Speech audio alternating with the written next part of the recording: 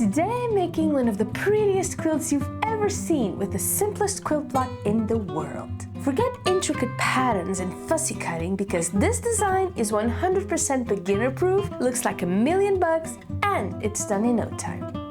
I have a charm-packed bundle at the ready, all in pretty colors and big contrasts. I need 35-inch squares for what I have in mind, so let's pick our favorites. I want a little bit of everything in big colors, that's the only rule.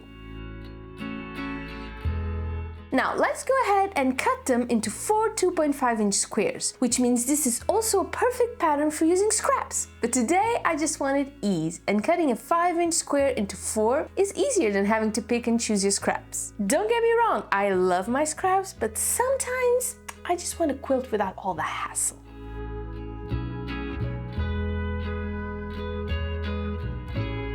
Also, we will need some teeny tiny white squares, and I don't usually go for smaller pieces. The smaller pieces usually require a bit more precision, and precision is not my middle name, but for this one, it will be worth it.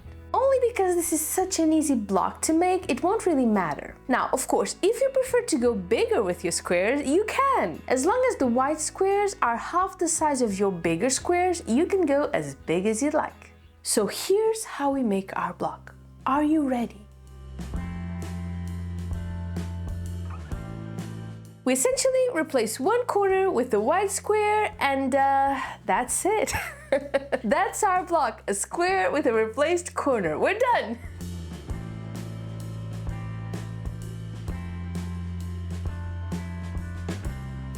But can I just say that this block makes the most awesome, stunning, jaw-dropping variants? I would say this is the block you will want to make again and again. We can make so many pretty quilts with this very basic quilt block, and I will be showing you several before we're done.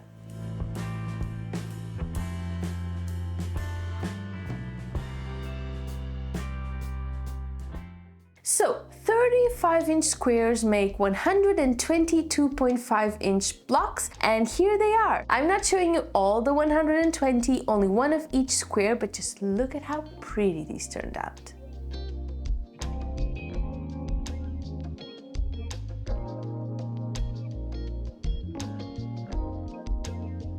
Now, we are ready for those variants I was telling you about, and let's start simple and work our way up. And I guess the simplest would be to pick a corner and make sure all our blocks go in that direction, right?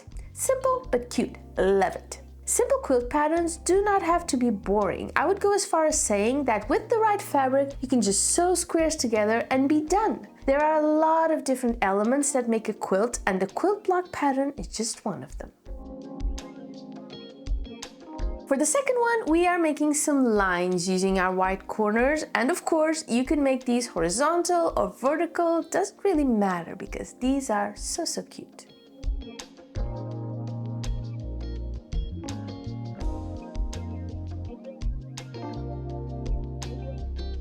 Brace yourselves because we are going to be here a while. I did say there were a lot of possible variants, and while I may not show you all of them, I most certainly will show you as many as I can come up with.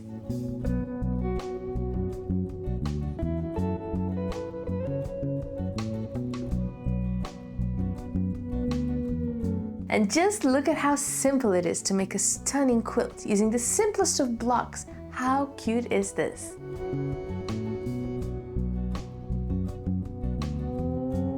Okay, this is kind of getting ridiculous now. Every variant I make, Mike says it's his favorite, and we should do that one instead. Does he not know I have a plan and that the last one will be the most awesome one? Guess not. And things are definitely starting to heat up. The blocks are simple, yes, but just look at this quilt, how absolutely stunning would this look. Hang in there, we are almost done, I think. I've included all my favorite ones on here, but if you can think of one I do not make, please let me know in the comments. Now, you know how much I love my stars, and this block makes a pretty star quilt. Just look at that.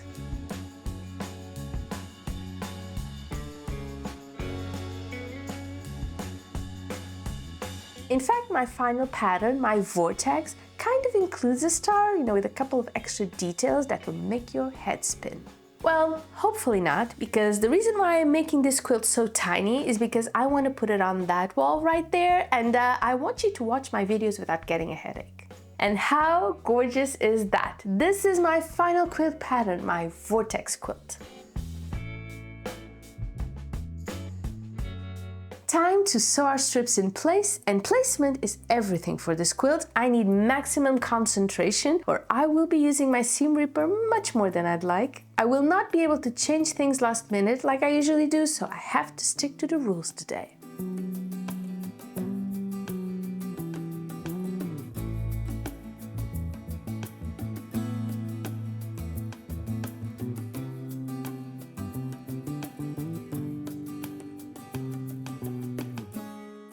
Well, that was a mistake. Like such a huge one.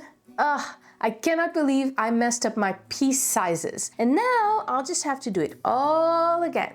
Thank goodness this is such a simple quilt block to make. Okay, so here's the issue. The white corners are meant to touch each other. Remember that stunning look on my puzzle? The white stood out and touched, making continuous lines. Unfortunately, when I thought of making my 1¼ inch squares for the corners, I forgot to factor in the seam allowance, and that made the corners too short. That means I need 1½ inch pieces for my corners, so I'll just sew them over the smaller ones, and that should be perfect by the time I'm done.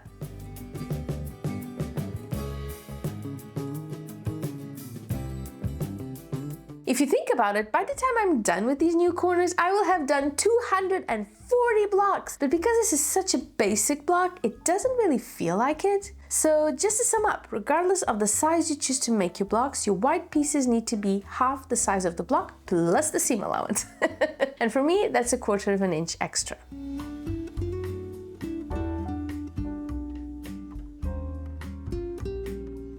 And because I want this one to go on my wall, that means I am actually finishing this quilt for once. I know how many of you wish I did more of that, so enjoy. However, if you'd really like to see some of my other quilts getting finished, you can join our community over at Patreon or YouTube membership. In doing so, you will be able to find all the exclusive content I'm adding on there, but you will also be supporting my work and allowing me to do what I love. So thank you. Just check the link in the description if you'd like to know more.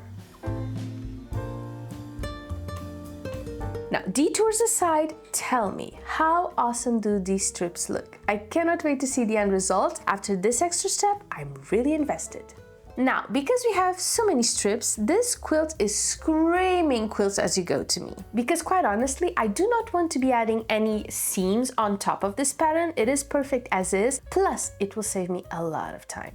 I'm also doing self-binding, and that means adding at least 4 inches to my backing fabric just to make sure I have enough for trimming and the binding itself.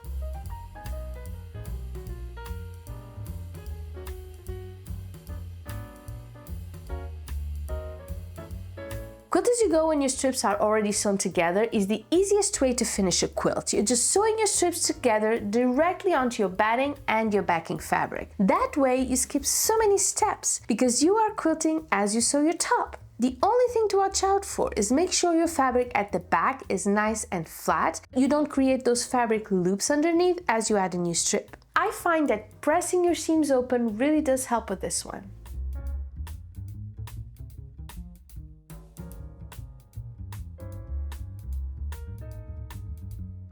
Also, I made sure to start sewing in a place where I know I've left enough room for the binding. This is important because if you start sewing at the edge of your fabric, there won't be anything to self-bind with. And the reason why I'll need some wiggle room to trim is because often fabric shifts when you're adding the strips one by one. It's very easy to wonky things up when compared to just adding a top that's already done and that you can measure easily. So yeah, a little bit of wiggle room when you're doing quilt as you go and self-binding is a very good idea. Just account for that and that will be it. Just as long as you account for that, you're good to go.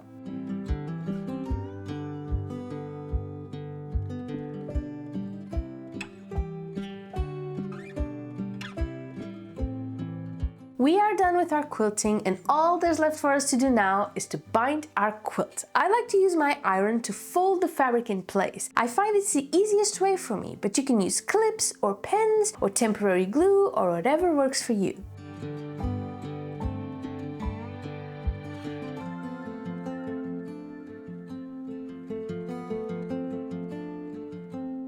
And since I found this way to self-bind, my corners are always perfect. Just remember to fold your corners always in the same direction, okay? Because when it's time to sew, you will sew in the direction of the lip of the corner instead of against it, so it doesn't get caught in a presser foot.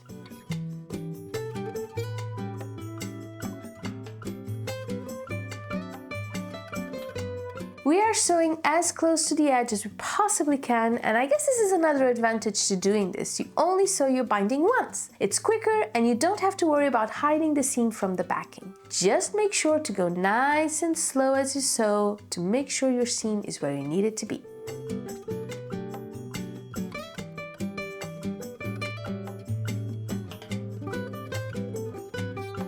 And before you know it, we are done.